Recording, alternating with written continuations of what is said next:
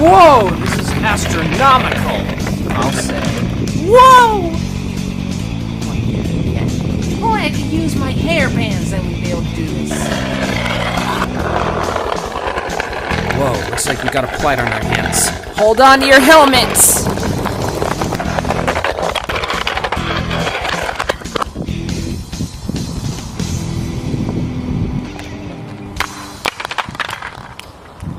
Guys, I hate to be the bearer of bad news, but you set the car on fire. What's the worst that can happen? This is an American-made car. Every time they flip 25 feet in the air and crash down, they blow up.